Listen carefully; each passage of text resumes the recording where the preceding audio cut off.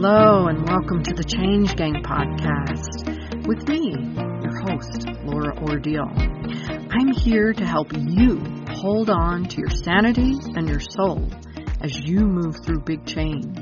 I'm here to guide you from frustration to flow in your life, bridging the practical and the woo, just for you. Let's go. All right, welcome to the Week Change Gang. I get to chat some more with the amazing Lori Hammond. Lori is a professional hypnotist, and she shifted into doing hypnosis because she wanted some changes in her own life, and she wanted to reach a lot of people and make the changes for those people all at once, because she was working, as they say, time for money, and we all run out of time in the day. And so she wanted to make a difference in a different way. So thanks for being here with me, Lori. I appreciate it. Thank you for having me, Laura. I'm looking forward to another conversation. Yes, me too. So if you haven't listened to the other conversation, definitely go listen to that one. This one is a little bit of a continuation, so you'll learn a little bit more about Lori's journey in that. I want to kind of focus in on some of the stuff, like what I just said, in terms of you really wanted to do something bigger than what you were doing and ultimately help more people. So instead of doing one person for 1 hour, another person, another hour, another person, you started and wanted to gather groups into it. So what is it besides that, I'm going to ask, besides the time for money thing? What do you think is wonderful about doing group work? Yes. Initially, I was experimenting with it because of, my experience as a hairstylist and wanting to reach more people at once. I wasn't sure it would work, and call me crazy, but I was actually knowing that it was working was really important to me. So I did some pilot studies. I did some test groups, and I said, hey, I'm going to run an 8-week experiment and see what kind of transformation you experience. And I took an intake. There were 30 people that signed up, and I took an intake of where they were, where they wanted to be, and what their struggles were. And then I walked them through 8 weeks of group hypnosis sessions. And at the end, the testimonials blew me out of the water, like the transformations that people had experienced. But the surprising part for me, in the same way that doing hair, the most surprising part was how much I enjoyed the connection with the client. The group sessions was the same thing. It was like you create this kind of almost family environment. And even over analytical introverts like myself loved those group experiences. I feel like I have strayed from your question. Will you remind me what you're right? What I love about the group part of it. So you started it. Yeah. So first of all, I'm going to backtrack just a little bit. A lot of people would even say, well, oh my gosh, you got 30 people. How did you, first of all, get 30 people? What were you, everybody says you have to niche and you have to direct it at certain people. Did you know who you were directing it at that point? So this was part of my learning. Yeah. This was part of my learning experience. I knew that I needed to put myself out there, that I needed to become visible. And I was a person who had nobody on the only people on my Facebook page were my actual friends who I actually knew. And my profile was hidden, and I never really went on Facebook. And I chose Facebook as a place to become visible. And when I went to HypnoThoughts and realized, oh, these people are safe, I just started friending every hypnotist that I came across. And if I saw that we had a bunch of mutual friends, I just assumed they were a hypnotist, and I friended them. And just because it felt safe, it was still scary and outside my comfort zone. So then I would start making videos, short little videos, just to talk about hypnosis, talk about a technique that a person could use right away. And wouldn't you know it, the people who are seeing these videos are other hypnotists, because that's who all my friends are. I never put this together, but I had been stacking up friends just almost as a game, because it felt so scary that I had to gamify it. And so by the time I did the first group session experiment, I can't remember, but it was probably well over 2,000 friends on Facebook, many of whom were hypnotists. So when people saw my posts, it was all the hypnotists that saw my post and they were curious. So those are the people who signed up. And I got those signups through Facebook just from consistently showing up and giving value and really just letting people see who I was and what I was about. And so people were used to looking at my posts and paying attention to them. So when I put that post up about the group sessions, that's who answered. And that's great. You know, I think that's cool because a lot of people, and I know I heard this sometime, it had to have been a long time ago, but I know some people will also be nervous about or will think, oh, I don't want to have all of these people in my group because they all do the same thing I do. And I don't want other people going to them or finding them. But actually that ended up being like the thing that was absolutely wonderful for you because that's your group of people now, mostly that you work with, right? Yes. And there's this idea, and I know this isn't original to me, but I've had many people share these ideas and I've absorbed them through many different avenues. And that is that there's such an abundance. Like there are enough clients to go around for everyone. There are enough group hypnosis sessions for everyone. And so every week when I do a group hypnosis session, I always create a script for that session, which is very controversial. We can go down that rabbit trail later if you want, but I create a script and a protocol for every session. And I tell the hypnotist, I write at the top of my script, use this with anyone you want, use it in your private sessions, your group sessions, share it with anyone you want, modify it, use it exactly as it is. I want this stuff to go out to the world. And what I've discovered is even if every single hypnotist who was my friend on Facebook went out and did the exact same thing I'm doing, they would draw in different people. They would express it in a unique and different way. And there truly is enough for everyone. And it just feels so much better I love the idea of equipping other hypnotists, like of letting them experience transformation and then equipping them to share that transformation with the world. I'm still not sure I answered your original question, so I'm going to stop talking. Well, I'll get back to that. That's okay. I wanted to know a little bit about, and I'll rephrase this a little. I think you'll be able to answer it a little bit easier. Some people think it needs to be one-on-one to really make a difference, to really be transformative and life-changing. You have found that to be different with groups. Why do you think it works as well in groups as it does? Perfect. You are a really good question, Fraser. So when I started the experiment, I was making sure that it would work, and I saw that it did, but there was still a part of me that also thought, well, private sessions are more effective, but I'm just going to do the group also because this is still very effective.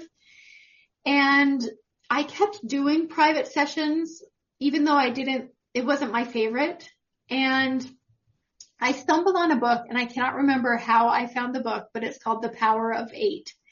And when I read that book, it was like I immediately turned off my private sessions. I said, I am done with private sessions. I'm all in on groups. Because the woman who wrote the book is a very analytical, science-y person, and she gave study after study after study, like hard scientific evidence of the magic that happens in a group setting.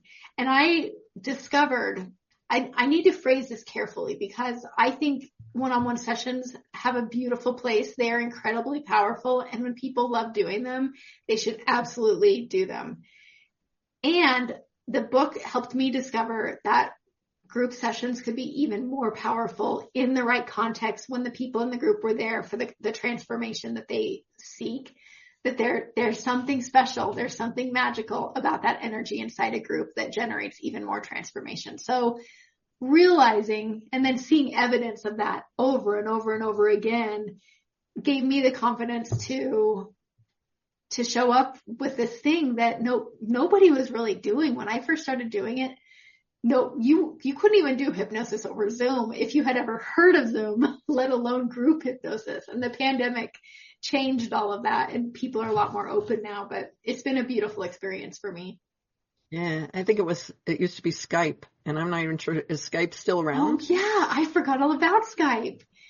Yeah. That was like, ooh, very, very sci-fi. You know, yes. you could you could chat with people online. I think the military used it a lot, especially with people who were deployed and things. And then yeah, Zoom hit, and the world quit wearing pants. And so, Yes. oh my gosh, I had a question. Oh, so I have to tell you, speaking of the Power of Eight, Lynn McTaggart, is the person that wrote that, and she's written some other stuff called The Field and some other things. And I actually got involved, and I did her year-long course with the Power of Eight, and I have done intention work I've done a group session with very few interruptions. I just quit it like a couple months ago, but I did it for the last five and a half years almost.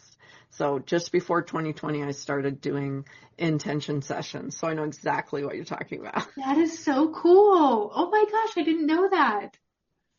Yeah, and it is incredible that when you I think that's what I think about group sessions too, is the energy that comes together and the intention of everyone. And I know that you do something in the beginning of your sessions where you do put it out there for people to put names in for anyone to support. And then, you take a moment and you do some stuff around that.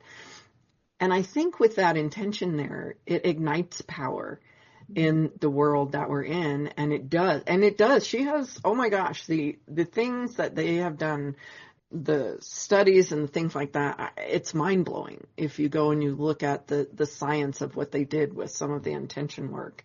And for me, that is a lot of what group work is too. So I was wondering if that was part of what it was for you too, and absolutely. Yeah. So yeah. So that's wonderful. And I think that amplifies sometimes the personal transformation, because not only are the people there for themselves, but they are there they're there to learn too. They're there to experience, but they're also there to add. And maybe someone else in the group is really needing something right now, and they're going to add, even just in their words, in their presence, in their being, to the energy of the transformation for that. Who doesn't want help in their I'm sorry, I would want help in my transformation. Yeah. Give me all the energy you got, I'll take it. Thank you so much for getting me through whatever this moment is that I struggle with. People, that was one of the biggest things. I'm curious if you see this in any of the group things that happen for you. I know yours are tailored a little bit different, but a lot of the intention work that I did with people, and I actually had people kind of leave because I always had people make sure that they had some of their energy and intention based on themselves.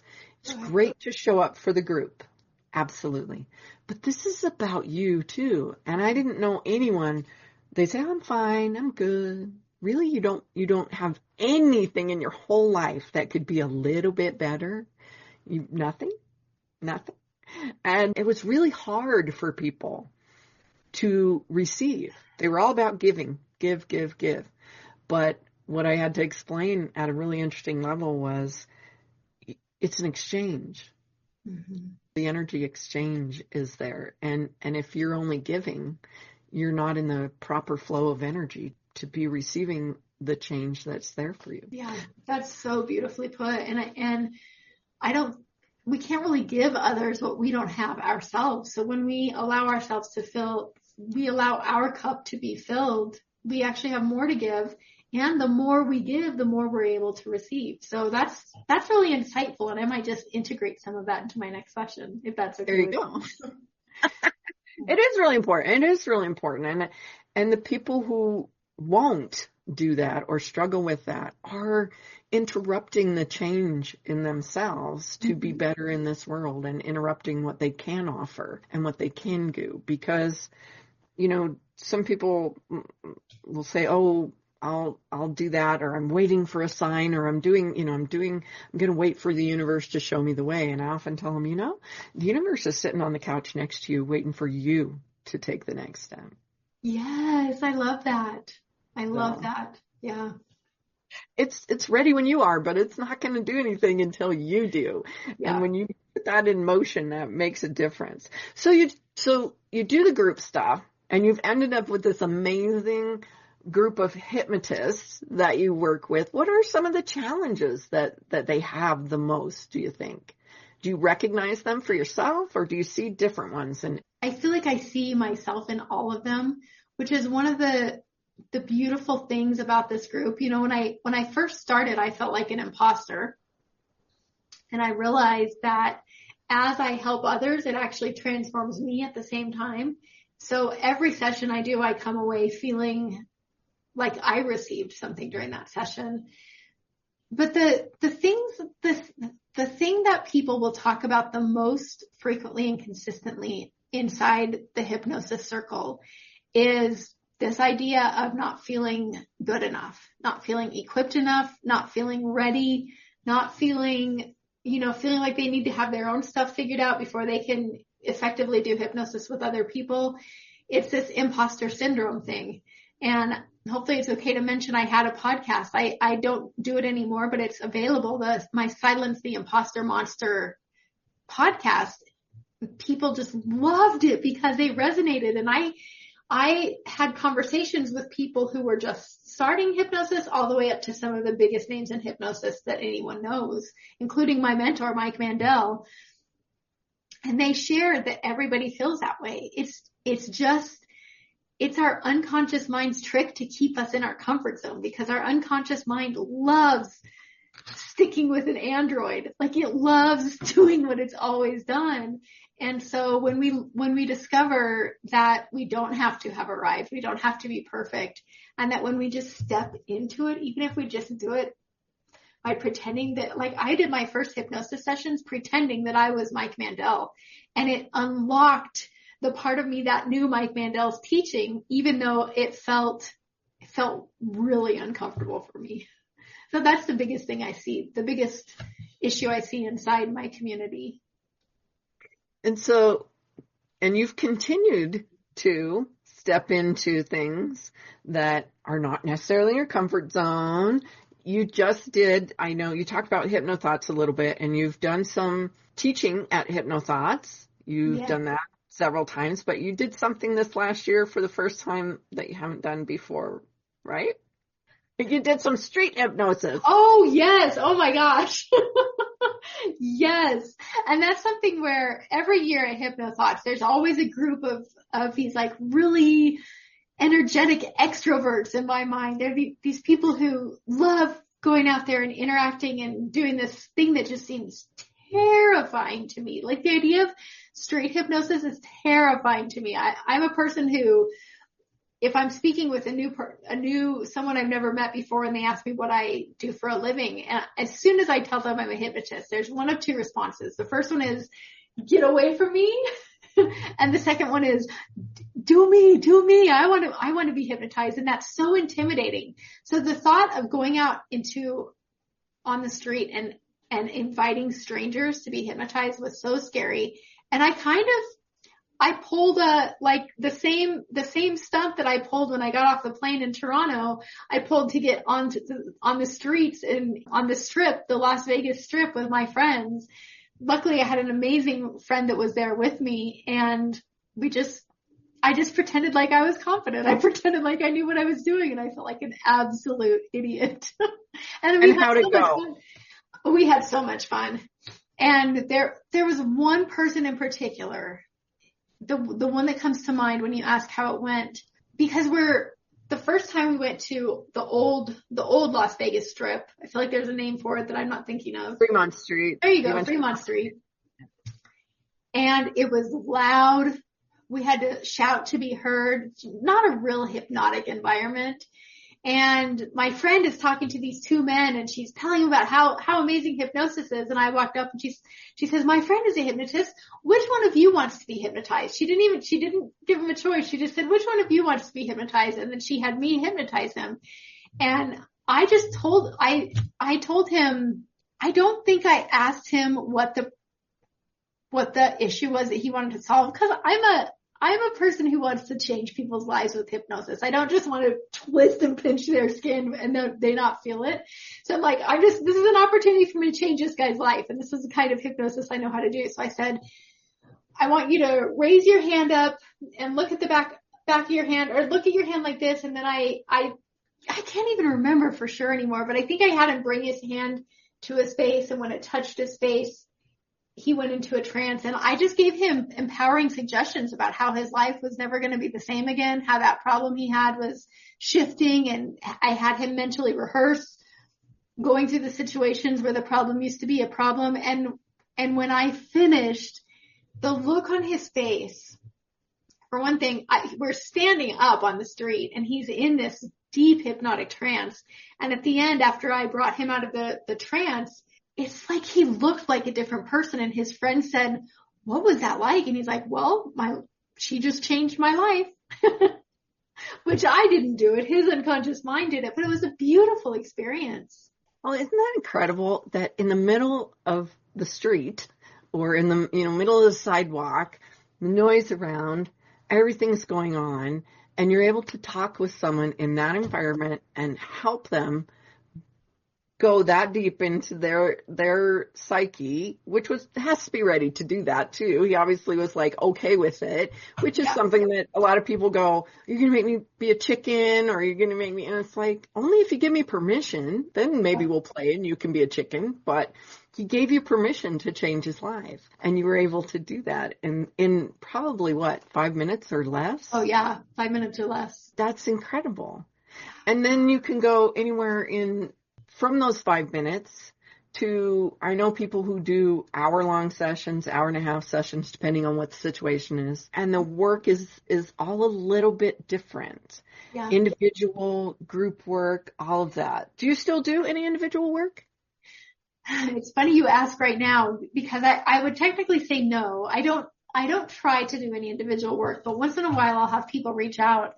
And I actually just had a gentleman reach out who I sat by on an airplane on my way home from my second HypnoThoughts.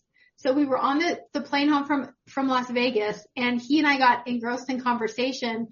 And he was just one of the most intriguing people I had ever spoken with. And when I mentioned I was a hypnotist, he was not a get away from me-er, he was a lean inner. And we had this beautiful conversation. I realized that I actually had worked with his daughter. His daughter was one of my favorite people at the salon where I was a hairstylist. He just reached out to me. So this was probably 7 years ago that I was on that plane.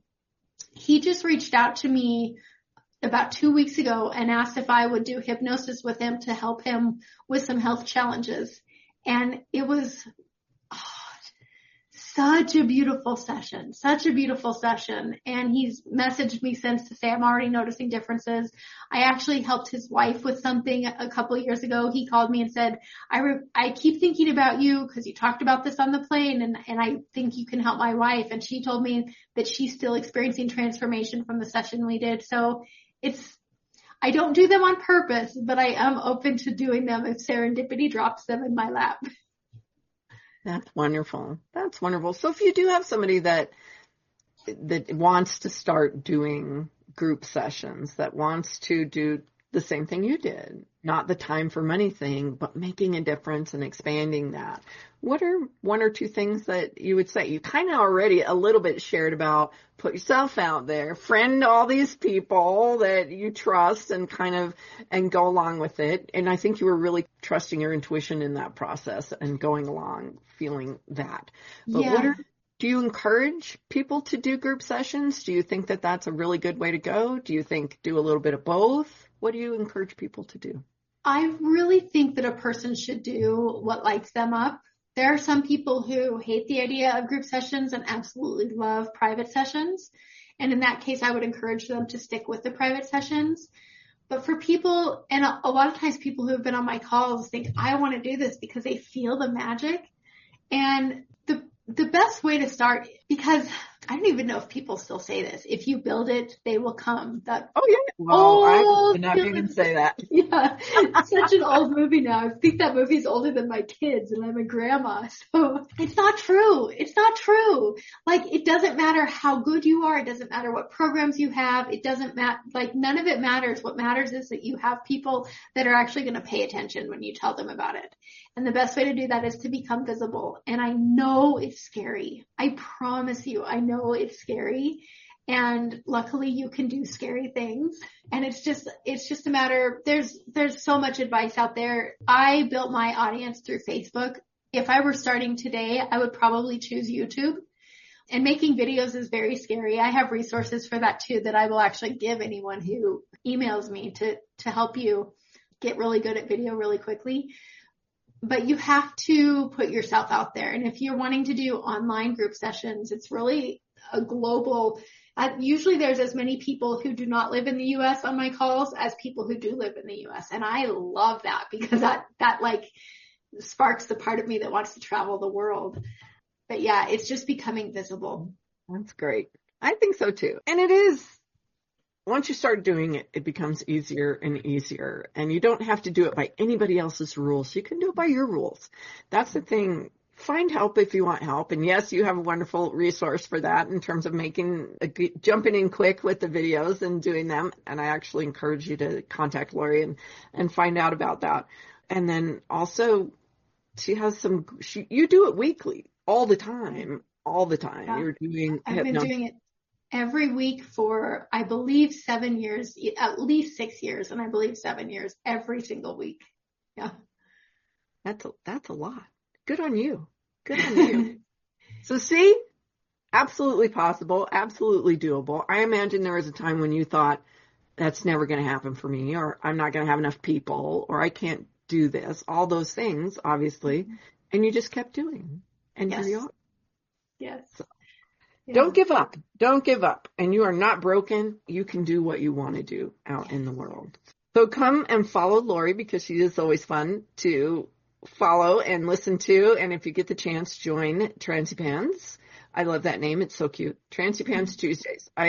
I'm actually part of it. I can't make it on Tuesdays right now because of my grandbaby, but I do go back in and listen to a lot of them, and they're always just good. And I love that you stay on time, you do the things, so it's not like you're going to be dragging out people for missing appointments or doing anything like that. You start and you finish, and there's always something wonderful in between. Thank you, Laura. Thank you. Yeah, it's the highlight of my week. I love it. It's great. That's great that you don't go around sighing like your first experience coming around a corner going, ugh. That's right. That's a good point. So that's a good thing. That's wonderful. All right. I think that we hit it then. And I appreciate you having that conversation with me. Just to kind of get a feel of how some of the ones are a little bit different, with street hypnosis. My goodness, that's so incredible. And still being available to do those one-on-one sessions here and there. So it's not that you have to not do one of the other things.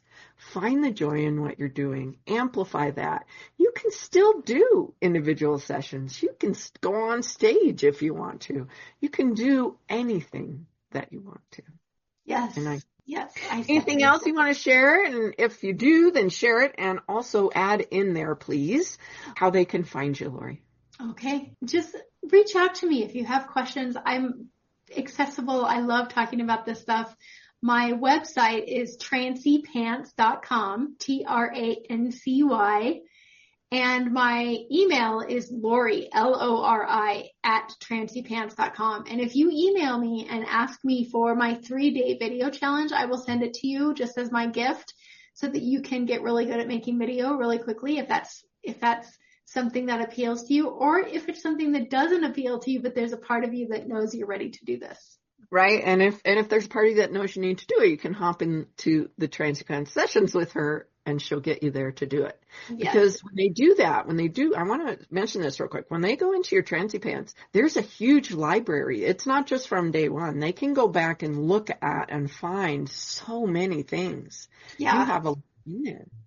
Yeah. Every one of those sessions. I did it for a year or two before I started creating the library, but I believe the library starts with 2021, either 2021 or 2020, and they can go in and search a keyword and find all the sessions that I've done that include that topic and get my scripts and my protocols and either experience hypnosis for themselves by going back through the replay, which feels the same as being there live, or they can use the resources for themselves or their clients. And that's another thing, because group stuff, the energy still works. When you show up, when you're a part of it, it doesn't matter if you're live. It's always fun when you're live. It always is. I think that's wonderful.